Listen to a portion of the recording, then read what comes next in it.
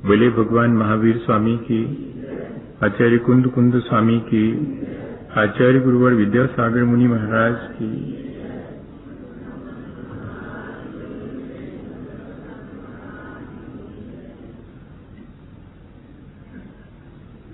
हम सभी लोग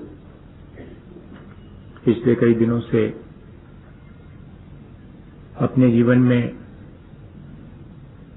जो हम करते हैं उसी से हमारा व्यक्तित्व, उसी से हमारा जीवन, हमारी वाणी और विचार सभी प्रभावित होते हैं। तब हम क्यों ना ऐसा करें जिससे कि हमारा व्यक्तित्व ऊंचा उठे, हमारा जीवन अच्छा बने, हमारी वाणी और हमारे विचारों में भी श्रेष्ठता आए। जब ये जिम्मेदारी कर्मों की हमारी है तो फिर हमको कर्म करने का कौशल, कर्म करने की कुशलता भी होनी चाहिए। एक ज्ञानी और अज्ञानी दोनों अपने जीवन में कर्म करते हैं और अब कर्मों का फल भी भोगते हैं। एक सफल और एक असफल व्यक्ति दोनों ही अपने जीवन में कर्म करते हैं। एक जैसे कर्म करने के बाद भी एक सफलता हासिल करता है, एक ज्ञानवान कहलाता है, एक असफल हो जाता है और अज्ञानी कहलाता है। बाह्य कर्म समान रूप से करने के बावजूद भी ऐसा क्या है जो हमारे जीवन को सफल और श्रेष्ठ बनाता है? तो असल में कर्म करने की हमारी जो कुशलता है वो हमारे जीवन को श्रेष्ठ बनाती है। और इतना ही नहीं, जब हम उन कर्मों का फल चखते हैं तब उन फल को चखते समय हमारी जैसी भाव दशा, हमारी जैसी मानसिकता होती है, वैसा ही आगे के लिए हम नया कर्म संचित करते हैं। एक ज्ञानी जब भी अपने भले और बुरे कर्मों का फल चखता है तब वो उसके लिए किसी बाह्य कारण को प्रमुखता नहीं देता। वो अपने ही भीतर झांक के देखता है कि यदि मेरे जीवन में कोई विपत्ति या संकट या दुख आया है तो मुझे किसी और से शिकायत करने की आवश्यकता नहीं है। मुझे अपने भीतर झांक के देखना होगा कि उस दुख, विपत्ति और संकट का कारण कहीं मेरे भीतर ही है। मैंने ही शायद ऐसा अपने लिए पहले कोई कर्म संचित किया होगा जिससे कि आज मुझे संकट और विपत्ति का सामना करना पड़ रहा है। ये ज्ञानी का सोच है। और इतना ही नहीं, जब दूसरे पर विपत्ति आती है तब वो ऐसा विचार नहीं करता कि ये इसके किसी कर्म के उदय से आई है। नहीं, कहीं ऐसा तो नहीं कि मेरे जीवन से इसको कोई दुख या विपत्ति या संकट का सामना करना पड़ रहा हो, इसलिए मुझे अपने जीवन को संभाल कर चलना है जिससे कि किसी दूसरे के दुख और संकट में मैं कारण न बनूं। मेरे दुख और संकट में कोई और कारण बनता है, इस बात का विचार न करते हुए मेरे दुख और संकट का कारण मेरे भीतर है, ऐसा विचार करना, लेकिन दूसरे पर आने वाले दुख और संकट में मैं कहीं कारण न बन जाऊं, इस बात का ध्यान रखना, ये है कर्म करने का कौशल। हमें पिछले दिनों ये बात बार बार विचार करने में आ रही है और हमें अब ये कुशलता अपने जीवन में सीख लेनी चाहिए। एक भिखारी एक अमीर आदमी के घर के सामने भीख मांगता है और कहता है कि भूखा हूं, 3 दिन से, कुछ खाने को दे दो। लेकिन उसके अपने भी किसी संचित कर्म का ऐसा संयोग है, ऐसा उदय है कि कोई उसकी इस बात को सुनकर विश्वास नहीं करता और उसके प्रति दया का भाव नहीं रखता। यह तो उसके अपने कर्म का उदय हुआ, लेकिन सामने वाला क्यों अपने उस दया और करुणा के सहज स्वभाव को भूल जाता है, यह भी विचारणीय है। और दुत्कार करके भगा दिया जाता है उसे, फिर भी वो थोड़ी और जब विनय करता है, याचना करता है, तब घर में जो सेठानी है वो आपे से बाहर हो जाती हैं और फर्श पहुंचने का जो गीला कपड़ा है वो उठा करके फेंक करके उससे मार देती है। लेकिन मजे की बात यह है कि वो भिखारी इसके बावजूद भी प्रसन्न है। मेरे लिए इन्होंने खाने की कोई चीज नहीं दी, इस बात के लिए दुख करना ये तो व्यर्थ ही है। मुझे कुछ तो दिया, इसके लिए मुझे धन्यवाद देना चाहिए। गीला कपड़ा फर्श पोंछने का फेंक करके मारा ऐसा नहीं कह रहा है, दिया मुझे, और मेरा सौभाग्य कि इतना तो मिला, और वो उसको रख लेता है। बहुत मुश्किल है ये। जब मैं उदाहरण इसको पढ़ रहा था तो मुझे लगा कि ये तो सब बातें पता नहीं कौन सी दुनिया की और कौन से संसार की बातें हैं, लेकिन है इसी संसार की बातें। क्या करें, मानना पड़ता है कि ऐसे लोग भी हैं।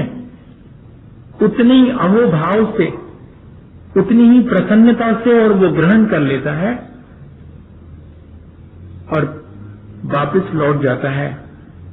रास्ते में तालाब के किनारे उस कपड़े को धो करके छोटी छोटी सी चिंदियां बना लेता है और शाम घिरने तक भगवान के मंदिर में जाके बैठ जाता है और दीपक में उन कपड़े की चिंदियों की बाती बना करके डाल करके दीपक जलाता है। और उस दीपक से भगवान की आरती करते समय क्या प्रार्थना करता है कि मेरा सौभाग्य, मैं आपसे अपने लिए क्या मांगूं, सेठानी के लिए मांगता हूं कि उनके जीवन में क्षमा का दीप जले, उनके जीवन में प्रेम का उजाला हो। ईश्वर से मांग रहे हैं। ऐसा कर्म करने का कौशल, इतनी कुशलता क्या हमारे भीतर है? अपनी जरा जरा सी संकट और विपत्तियों और दुख में हम किस किस को दोषी ठहराने का मन बना लेते हैं और ठहरा भी देते हैं, लेकिन किसी को भी न वो दोषी ठहरा रहा है, न किसी से उससे शिकायत है। वो तो सिर्फ अपना कर्तव्य कर रहा है। आपने मुझे जो दिया उसमें मैं बेहतर क्या कर सकता हूं, मुझे मेरे अपने संचित कर्मों के फलस्वरूप जो भी भला और बुरा फल चखने मिला उसमें मैं कैसे कुछ बेहतर कर सकता हूं, ये विचार। कोई भी मुझे भला और बुरा फल नहीं देता, मेरा किया हुआ मुझे भला और बुरा फल देता है। अगर ये चीज हमारे मन में बनी रहे तो हम आसानी से इस संसार में दुखों को जीत सकते हैं। अपने लिए दुखों का इंतजाम हम सोचते हैं कि कोई और करता है, लेकिन अपने लिए हर व्यक्ति दुखों का इंतजाम खुद करता है। जैसे हम अपने लिए सुख का इंतजाम करते हैं, किसी दूसरे को उसका श्रेय नहीं देना चाहते। बताइए कौन अपने सुखों के लिए दूसरे को श्रेय देगा? किसी ने दिया आज तक? किसी ने नहीं दिया होगा। मैं सुखी हूं, मैं अपनी वजह से सुखी हूं, किसी और की वजह से सुखी थोड़ी हूं। लेकिन मैं दुखी हूं तो किसी और की वजह से दुखी हूं, मैं अपनी वजह से दुखी नहीं। ये ध्यान ही नहीं जाता। नहीं, जिस तरह से मैं सुखी हूं तो अपनी तरह से सुखी हूं, उसी तरह अगर मैं दुखी हूं तो उसकी जिम्मेदारी भी मेरी है। मेरे भीतर उसका कोई कारण मौजूद है। अगर सुख सुविधा के साधनों के अभाव होने से कोई दुखी है, या कि सुख सुविधा के साधन मिल जाने पर फिर सुख होना चाहिए। लेकिन बहुत से ऐसे लोग हैं जिनको कि सुख सुविधा के साधन मिलने पर भी दुखी देखा जाता है। अच्छा, तो फिर पद प्रतिष्ठा का अभाव होने से शायद दुख होता होगा। अरे तो ऐसे तो बहुत सारे लोग हैं जिनको पद प्रतिष्ठा मिल जाती, इसके बाद भी वे दुखी रहते हैं। अरे नहीं, तब तो शरीर स्वस्थ होता होगा, तब सुख मिलता होगा। शरीर की अस्वस्थता से दुख होता होगा। तो जिन जिन के शरीर स्वस्थ हैं उनके भी बहुत सारे दुख हैं। तब तो फिर न पद प्रतिष्ठा से सुख के अभाव में दुख मिलता है, न सुख सुविधा के साधनों के अभाव में, न शरीर की अस्वस्थता के अभाव में दुख मिलता है। तो दुख का कोई तो कारण होगा। ये सब बाह्य कारण हैं दुख के। इनके होने नहीं होने पर भी हमारे अंतरंग का कारण अगर मौजूद है, हमारे भीतर अगर हमने असाता कर्म का संचय करके रखा है, तो वो असाता अपना फल हमें अवश्य देगी। और मैं अपने लिए असाता कमाता कैसे?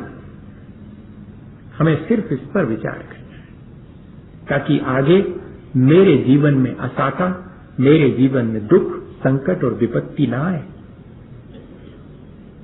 कोई कितना भी बाहर से मेरे जीवन के लिए संकट उत्पन्न कर सकता है, लेकिन जब तक मेरे असाता का भीतर कारण मौजूद नहीं होगा, तब तक कोई भी मुझे कितनी भी विपत्ति में डाल दे, वो विपत्ति भी मेरे लिए संपत्ति का काम करेगी। और ऐसे सैकड़ों उदाहरण भरे पड़े हैं। पुराण ग्रंथों को उठा करके देखें कि कितने कितने लोगों को विपत्ति में डाला, लेकिन उनके अपने संचित कर्म भले थे, इसलिए वो विपत्ति भी उनका कोई बिगाड़ नहीं कर पाई।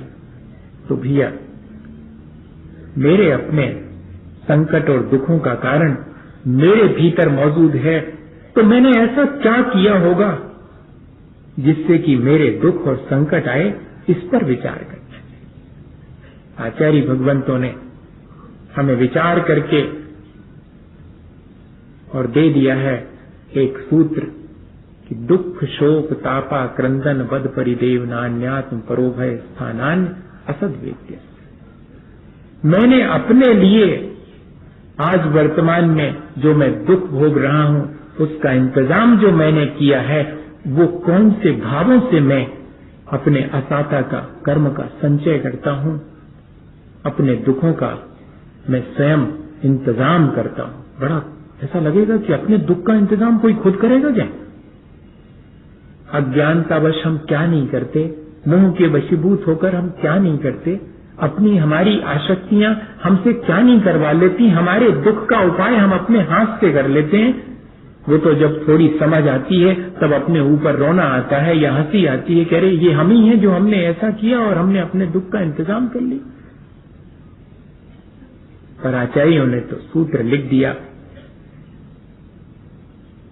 कितनी चीजें, दुख शोक ताप आक्रंदन बध परिदेवनानी आत्म पर उभय स्थानानी असद्वेद्यस्य।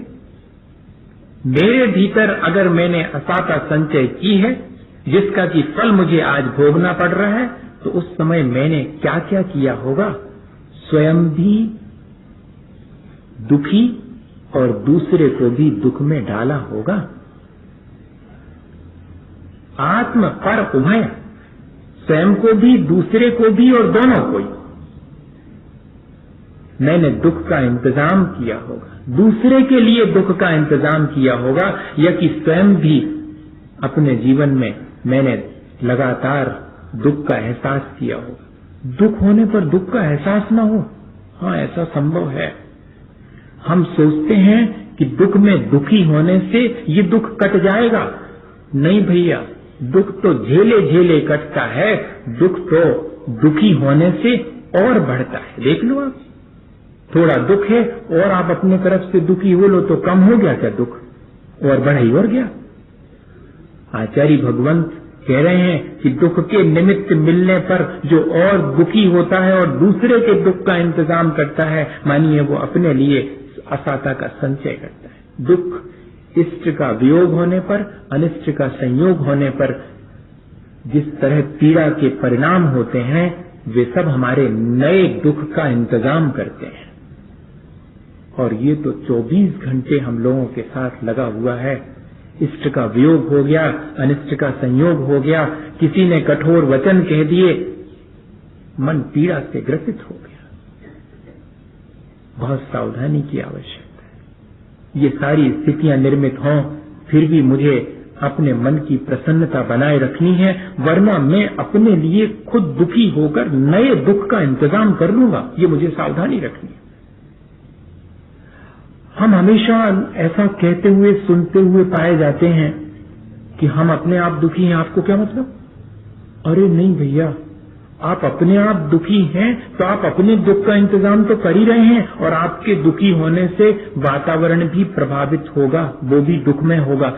एक दुखी व्यक्ति के चारों तरफ पहुंच करके कोई भी व्यक्ति सुख का एहसास नहीं कर पाता, लेकिन एक प्रसन्न व्यक्ति के चारों तरफ कोई भी पहुंच जाए, वो दुखी भी हो तब भी थोड़ी देर को अपना दुख भूल करके प्रसन्नता का अनुभव कर सकता है। इसलिए ऐसा नहीं सोचना कि मैं दुखी हूं। जब जब मैं दुखी होता हूं तो दूसरे को दोषी ठहराने का भाव मेरे अंदर आता है कि मेरे दुख का कोई कारण है, और तब मैं दूसरे को भी दुखी पहुंचा करके फिर सुख का अनुभव करता हूं। ये मेरे भीतर एक मिथ्या भाव उत्पन्न होता है अपने दुख के क्षणों में। इसलिए जब इष्ट का वियोग हो, अनिष्ट का संयोग हो, या कि अपने अनुकूल कोई वचन न कहे जाएं, तब बहुत सावधानी रखने का काम है। शोक किसी हितैषी व्यक्ति के विच्छेद हो जाने पर कोई कारण निर्मित हो जाता है। डायवर्स कैसे होता है? कल तक जिसके सामने ये कहते पाए जाते थे कि तुम्हारे बिना एक क्षण नहीं रहूंगा, उसी के साथ हमारी भाव दशा ये बनती है कि ये कहते पाए जाते हैं कि तुम्हारे साथ एक क्षण भी नहीं रह सकूंगा, और विच्छेद। और फिर बाद में जो निरंतर एक पीड़ा का भाव होता है, उसे कहते हैं शोक। दुख और शोक में इतना फर्क है। हितैषी व्यक्ति से अपने किसी कारण से जब विच्छेद हो जाता है, तब भीतर ही भीतर उस मोह की वजह से और हमारे अंदर जो पीड़ा उत्पन्न होती, जो दुख होता, उसको शोक नाम दिया है। ऐसा भी जीवन में आता है, ऐसे क्षण भी जीवन में आते हैं। सावधानी रखें, नहीं तो अपने जीवन में ये जो शोक किसी पुराने वजह से आया है, पर आगे का इंतजाम और कर लेगा ये। और ताप, किसी को भी कठोर वचन नहीं बोलना, क्योंकि किसी के भी कठोर वचन सुनकर के भीतर भीतर जो एक जलन उत्पन्न होती है, जैसे कि हमने एक आपको उदाहरण सुनाया था कि शेर जब घर आ गया था तो जीवन साथी ने कह दिया था कि ये शेर थोड़ी, ये तो गधा है, हमारी लकड़ियां लाता है जंगल से।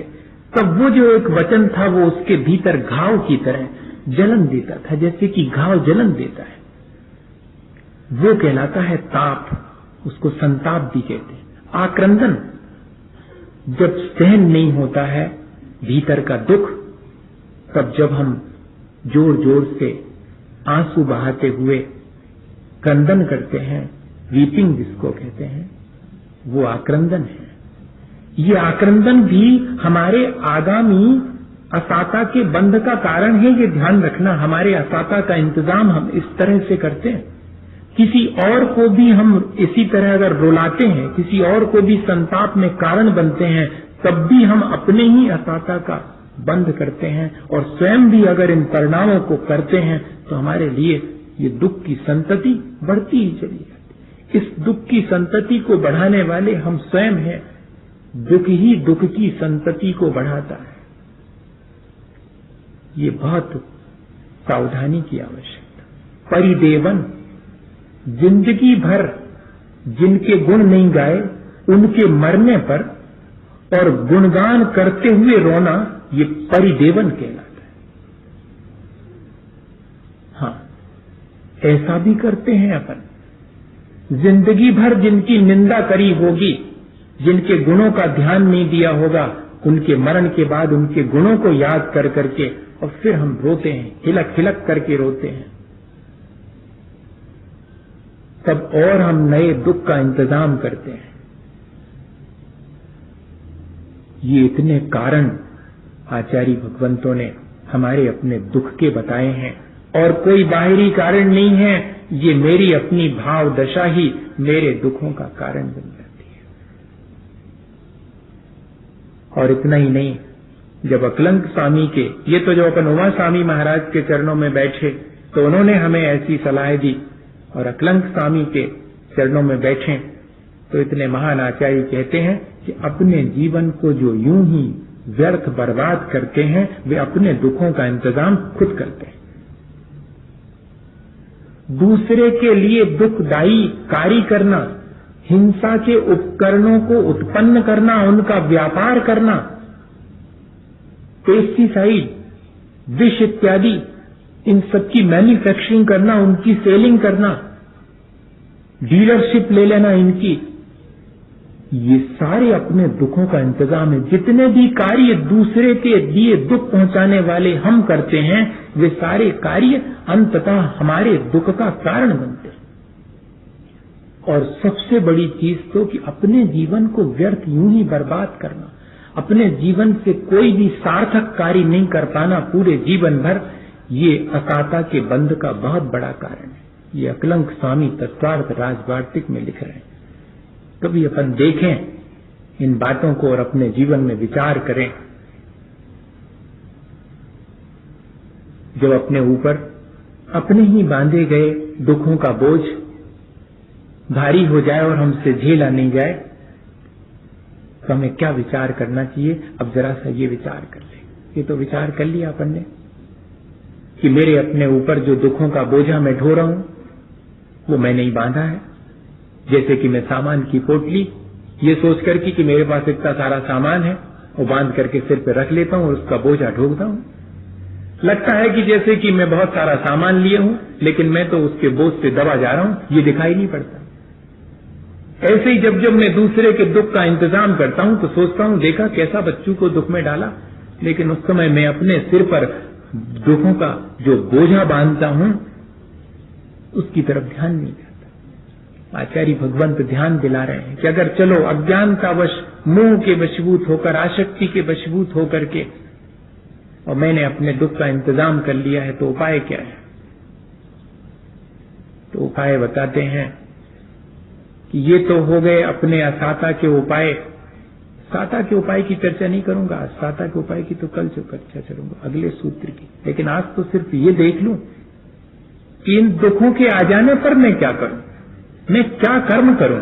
ये तो ठीक है कि मेरे अंदर जो भी साता है उसके लिए मैंने क्या क्या करा होगा उस पर विचार कर लेंगे और आगे के लिए तैयारी कर लेंगे कि और साता बने वो अपन अलग से करेंगे। लेकिन आज अब तो जबकि मेरे ऊपर दुखों का बोझा इतना भारी हो गया है, मेरे पल्ले में कुछ साता है ही नहीं, तब ऐसी असाता की स्थिति में मैं क्या करूं, क्या उपाय करूं।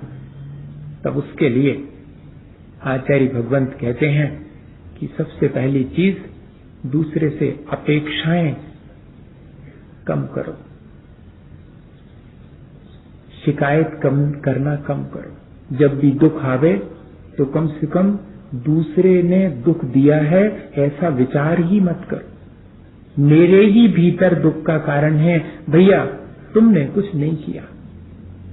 सामने वाला अगर ये फील भी करे कि मेरी वजह से आपको दुख पहुंचा तो उसके पैर छू करके कहना कि नहीं ऐसा मत करो, आपकी वजह से मुझे कोई दुख नहीं है, दुख तो मेरे भीतर है, मैंने ही कुछ ऐसा किया होगा जिससे कि मुझे दुख पहुंच गया। कोई अगर मुझे दुख के कारण भी निर्मित करे तब भी मैं उससे यही कहूं कि तुमने मेरे लिए तुम क्या दुख दोगे मुझे, मेरे कर्म मुझे दुखी कर रहे हैं, तुम्हारे कर्म तो तुम्हें दुखी करेंगे, मुझे थोड़े दुखी करें। किसी के कर्म किसी और को दुखी करें ऐसा नहीं होता, हमारे कर्म हमें दुखी करते हैं। तुम वो जो हमें दुख पहुंचाने का कर्म कर रहे हो उसका फल तुम्हें जब मिलेगा वो तुम्हें दुखी करेगा। अभी मैं तुम्हारे किए गए कर्म से थोड़ी दुखी हूं, मैं तो अपने किए कर्म से। और ये बहुत कठिन है, ये विचार आना बहुत कठिन है, लेकिन करना तो पड़ेगा। आज नहीं करेंगे कल करेंगे, कल नहीं करेंगे परसों करेंगे, पर आना चाहिए। और देखो भैया अपने दुख से दुखी लोग ज्यादा नहीं है, दूसरे के दुख से दुखी लोग तो और ही कम हैं। अपने दुख से दुखी लोग तो संसार में मिल जाएंगे कि उनको शरीर ठीक नहीं मिला, आर्थिक स्थिति कमजोर है, पद प्रतिष्ठा नहीं मिली, सुख सुविधा के साधन नहीं मिले, तो इस वजह से दुखी है। ऐसे लोग तो बहुत ज्यादा नहीं है, और इससे भी कम हैं ऐसे लोग जो दूसरे के दुख से दुखी हैं कि भैया इनके दुख कैसे दूर करूं। ऐसे तो महान लोग हैं, वो कहीं मिल जाएं तो पैर छू लेना, जो दूसरे के दुख से दुखी हो। अपने दुख से दुखी तो संसार में बहुत मिलेंगे, वे भी लेकिन उतने नहीं हैं, उससे भी ज्यादा हैं दूसरे के सुख से दुखी। हाँ, दूसरे के दुख से दुखी बहुत कम, उससे ज्यादा अपने दुख से दुखी, और सबसे ज्यादा दूसरे के सुख से दुखी लोग, कि दूसरा क्यों सुख से जी रहा है, इस बात की बड़ी तकलीफ। अपने भीतर झांक करके देखें कि कितने क्षण मेरे ऐसे होते हैं जिसमें मैं अपने ही किसी अभाव की वजह से दुखी होता हूं, और कितने क्षण ऐसे होते हैं जिनमें मैं दूसरे के दुख से थोड़ा दुख महसूस करता हूं, और अधिकांश क्षण तो मेरे दूसरे के सुख को देख देख करके ही दुखी होने में ही गुजर जाते हैं। और ऐसे दूसरे के सुख से दुखी लोगों को तीर्थंकर भी आ जाएं, भगवान भी आ जाएं, तो सुख ही नहीं कर सकते। जो दूसरे के सुख से दुखी है उसके लिए दुख से बचने का कोई इंतजाम नहीं।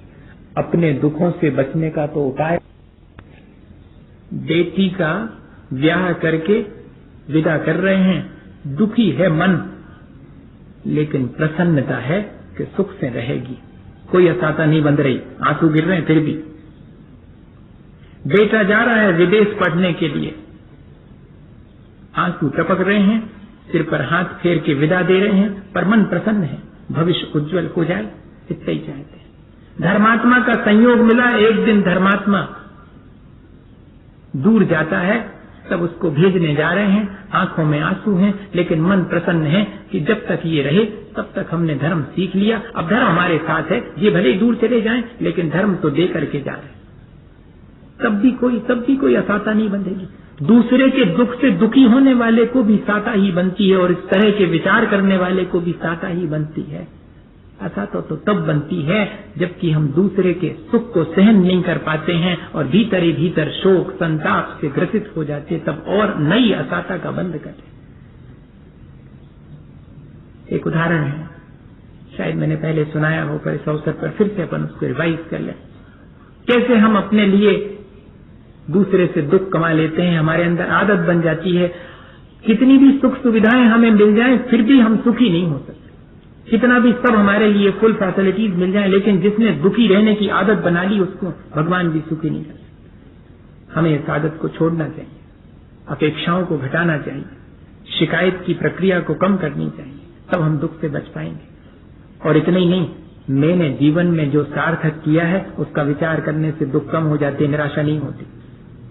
हाँ, एक पेड़ की पत्ती टूटते समय कांप रही थी, कवि ने कल्पना करी और उसको दिलासा दी कि तुम क्यों कांप रही, तुम क्यों घबरा रही, अरे तुम्हारा जीवन तो सार्थक हो गया, तुमने वो जो थोड़ी सी छाया किसी को दी है, ये क्या कम है? उस एक पत्ती से भी थोड़ी सी छाया तो हुई होगी, इसका विचार करो। मेरे अपने जीवन से दूसरे के लिए कोई जो लाभ पहुंचा होगा उसका विचार करना और अपने दुख को झेल लेना, ये भी एक दुख से बचने का उपाय है। दुख आ जाने पर, और वो जो मैं आपसे कह रहा था कि कैसे हम अपने आप के स्वभाव में दुख डाल लेते हैं। एक बेटे से पिता को हमेशा शिकायत रहती थी, आपको याद आ गया, और उन्होंने अपने दोस्त से भी कहा कि बेटे को जरा समझा देना, हमारी तो जिंदगी इतनी निकल गई, हमारे मन की एक काम नहीं करता, वो सब उल्टे उल्टे काम करता है। तो उनके मित्र ने बेटे से कहा कि भैया पिताजी की कितनी रह गई, कम से कम उनके मन की तो कर दे, तू करे। चले कहां तक मन की करें, जो करते हैं उसमें उनको दुख। चले बताओ फिर भी हुआ क्या? चले हमने नए कपड़ा बनवाए, पिताजी से पूछ के बनवाए थे, और हमने भी नए कपड़े पहन करके दुकान पहुंचे, तो कह रहे हो हम कमा कमा के रखत जा रहे हैं, जी साहब ज्यादा बने मिटा रहे हैं हमारी संपत्ति। हमने कहा ठीक है भैया गलती हो गई, हमने बेकार में जो पहने हम खराब वाले पहन लेंगे, जो पुराने पड़े वही पहन लेंगे। हम 4 दिन के बाद दुकान पे फटे तो नहीं थे, पुराने से पुराने पहन के गए, तो कहने लगे कि लजवाओ ने अभी हम कमाऊ थे, कम से कम हमारे सामने तो अच्छे पहन लू। अब बताओ, अब जिस व्यक्ति को किसी भी स्थिति में सुखी नहीं रहना, हर स्थिति में दुखी रहना, तो हम क्या कर सकते हैं? ऐसे लोगों के सुख का कोई इंतजाम नहीं कर सकता, भगवान भी नहीं कर। भैया इस आदत को छोड़ना चाहिए। अगर अपने भीतर ये आदत पड़ गई है ऐसी कि हर एक काम में जो है हमें दूसरे के, अपने जीवन में दुख निकालने की आदत पड़ गई है हर एक चीज से, तो नहीं, ऐसा इससे अपना जीवन सुधरेगा नहीं। और आखिरी बात कि अब अपने जीवन में सावधान हो जाएं कि दूसरे को मेरे से दुख न पहुंचे, कम से कम दुख पहुंचाने का मेरा भाव तो न रहे। हो सकता है मैं सुबह से शाम तक उठूं बैठूं, आऊं जाऊं, बोलूं खपो, मेरे नहीं चाहते हुए भी दुख पहुंच सकता है, पर मैं चाहा नहीं कि किसी को दुख पहुंचे। मेरी मानसिकता तो कम से कम मैं ऐसी ना रखूं कि किसी को दुख पहुंचे। और फिर इतना ही नहीं, मैं अपनी क्रियाओं को भी जरा विचार करूं। ऐसा ना हो कि मैं भले ही दुख देने का विचार नहीं करता, लेकिन मेरी क्रियाएं जरा अव्यवस्थित हैं तो उनसे दुख पहुंचता है, तो मुझे अपनी क्रियाओं को भी व्यवस्थित करना है। मेरा भाव तो खराब नहीं है, लेकिन मेरी वाणी सुनकर के दूसरे को क्षोभ उत्पन्न होता है, दुख होता है, तो मैं जरा अपनी वाणी पर नियंत्रण कर दूं। ठीक है, मेरे मन में तो ऐसा कोई भाव नहीं है। कई बार ऐसा हो सकता है कि मन में भाव ना हो और वाणी से कोई चीज ऐसी निकल जाए, तो बाद में हम अपने को संभाल सकते हैं कि भैया मेरा आशय ऐसा नहीं था। ये चीज हमें सीखनी पड़ेगी, ये कर्म करने की प्रक्रिया हमें सीखनी पड़ेगी। अगर हम अपने लिए आगे और दुख नहीं चाहते हैं, जितने दुख हैं उनको हम कैसे झेलें और उनमें हम अपनी प्रसन्नता को कैसे बरकरार रखें, ये हमने सीख लिया। और अब हम आगे के लिए दुखों का इंतजाम दूसरे के लिए ना करें, तब हमारे लिए भी दुख दूर हो जाएंगे। एक कैसे ये होता है कि जब हम दूसरे को तो देते हैं दुख और वो लौट करके हमारे ऊपर आता है। अच्छा देखो, किसी गुफा में, किसी गुंबद के नीचे खड़े होकर के जोर से बोलो, गाली दो, तो क्या होगा? वापस आएंगे, लो अपनी वापस ले लो। ये संसार भी इसी तरह की प्रतिध्वनियों का संसार है, जिसमें हमारी ध्वनि लौट करके हम तक आती। यहां हम जो फेंकते हैं वो हम तक वापस लौट करके आता है। ये सावधानी हमारी है कि हम देख करके और कार्य करें। जैसे एक उदाहरण है, सबके जीवन में ऐसा घटित होता, किसी के जीवन में तुरंत होता। असल में क्या है ना, मुश्किल ये है कि ये कर्मों का फल जो है वो पूरा का पूरा अगर तुरंत ही मिल जाता तो लोगों की समझ में आ जाता, लेकिन ये थोड़ा बहुत तुरंत मिलता है, बाद में मिलता है, तब तक हम भूल चुकते हैं कि जी कौन सी चीज का फल आवे, तो हमने कच्छू नहीं करो और जो एक और मुसीबत आ गई। हम अच्छे चले जा रहे और जब मुसीबत आ गई। ये असल में तुरंत के तुरंत मिलकर के हिसाब चुकता हो जाता तो भी था, लेकिन ऐसा नहीं है। इसके आफ्टर इफेक्ट्स बहुत होते हैं, दूरगामी परिणाम बहुत होते हैं जो हम एक क्षण में करते हैं। वो कहते हैं ना कि तवारीखों के वे मंजर भी हमने देखे हैं, जब लम्हों ने खता की और सदियों ने सदा की। एक क्षण को हम चूके थे और कई कई दिनों तक हमें उसका पनिशमेंट, उसका फल भोगना। ऐसी स्थिति हमारे साथ बन जाती, इसलिए बहुत सावधानी की आवश्यकता। किसी के जीवन में तो तुरंत रिटर्न होके आता है। उसका उदाहरण है, एक व्यक्ति, ये माने सच्ची घटना है, एक व्यक्ति ने अपने बेटे की शादी में बेटी वालों को इतना अधिक परेशान किया, इतनी तकलीफ पहुंचाई कि जो देखने वाले सज्जन पुरुष थे उनको भी अच्छा नहीं लगा कि भाई ये तो ठीक नहीं। और उसमें से एक व्यक्ति ने आकर के, ये कन्हैयालाल प्रभाकर मिश्र ने लिखा है, उनके जीवन का संस्कार, उन्हीं ने लिखा कि मैंने जाकर के उनसे कहा कि ये आपको शोभा नहीं देता। तो मालूम उन्होंने क्या कहा? अरे कहना तुम नहीं जानते, गन्ने को निचो जब रस निकलता है। ऐसा उदाहरण दे। इतना सब करने के बाद भी क्या उदाहरण दे रहे हैं वो कि गन्ने को निचो तब रस निकलता है।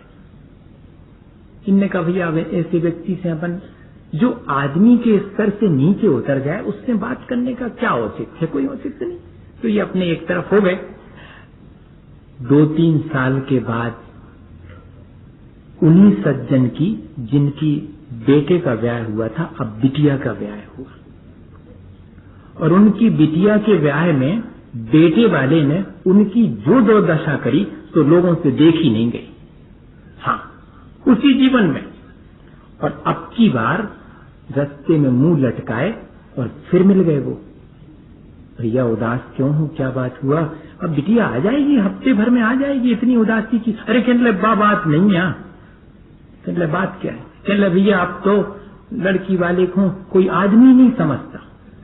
अब कह रहे वो, अरे भैया आप तो लड़की वाले को कोई आदमी नहीं समझता। तो बोले हमने उनसे कहा तो नहीं, पर हमारे उसमें आ गया कि ठीक तो है, आदमी क्यों समझेगा, क्योंकि आपने भी तो पहले गन्ना की उपमा दी थी, आपने भी कहा आदमी समझा था, आपने भी तो गन्ना ही समझा था जिसको कि निचोने पर रस निकलता है। भैया हमारे साथ ये सारी चीजें हम खुद इकट्ठी करते हैं। जैसा हम व्यवहार दूसरे के साथ करते हैं वो हम तक लौट करके आता है। अगर हम अपने जीवन में दुख नहीं चाहते हैं तो फिर हम अब दूसरे के लिए भी दुख का इंतजाम करना बंद कर देवें। और अगर अपने जीवन में कोई दुख आता है, संकट और विपत्ति आती है, तो उसके लिए भी दूसरे को दोषी ठहराना, उससे शिकायत करना अगर हम बंद कर दें। और तीसरी बात भैया, दूसरे के सुख से दुखी होने की आदत छोड़ देवें और सिर्फ इतना ही विचार करें कि मैंने कुछ ऐसा किया होगा जिससे कि मेरे जीवन में ये दुख और संकट और विपत्ति आई है। अब मैं ऐसा नहीं करूंगा जिससे कि मेरे जीवन में दुख और विपत्ति आवे। अगर यह कर्म करने की कुशलता हम सीख लें तो हमारा जीवन जरूर से बहुत अच्छा बनेगा, इसी भावना के साथ कि हम सब अपने जीवन को अच्छा बनाएं। बोले आचार्य गुरुवर विद्यासागर मुनि महाराज की। हे गुरुवर शाश्वत सुख दर्शक, यह नग्न स्वरूप तुम्हारा है। जग की नश्वरता का सच्चा दिग्दर्शन करने वाला है। जब जग विषयों में रच पच कर काफिल निद्रा में सोता हो, अथवा वह शिव के निष्कंटक पथ में विषकंटक बोता हो। अर्ध निशा का सन्नाटा वन में वनचारी चढ़ते हो, तब शांत निराकुल मानस तुम तत्वों का चिंतन करते हो। करते तप शैल नदी तट पर, तरुतल वर्षा की झड़ियों में, हम तारस पान किया करते सुख दुख दोनों की घड़ियों में। अंतर ज्वाला हरती वाणी, मानो जड़ती हो कुल झड़ियाँ। भवबंधन तर तर टूट पड़े, खिल जावे अंतर की कलियाँ। तुम सादानी क्या कोई हो, जग को देवी जग की निधियाँ। दिन रात लुटाया करते हो, शम शम की अविनश्वर मणियाँ।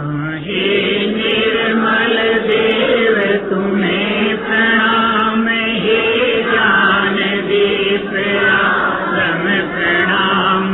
हे शांति त्याग के मूर्तिमान शिव पथ पंथी गुरुवर प्रणाम। नाश्रे को ज्ञान के प्रकाश्रे को आश्रे भानु की बखानी है। समुद्र ज्ञान वेखो बंद वेद भान वेखो, सफर पिछान वेखो परम प्रमाणी है। अनुभव बताए वेखो जीव की जताए वेखो, काहू न सताए वेखो भवे उरे रानी है। यहाँ तहाँ तार वेखो पार के उतार वेखो, सुख विस्तार वेखो यही ज्ञानवाणी है। जावाणी की ज्ञान ते तुझे उतारो सोनी मसंदरो आगे तू उरत चंदन तांदुल पुस्तक चरु सुदीप धूप बलाय धवल मंगल गान रवा कुले इन ग्रहे मुनिराज मगम।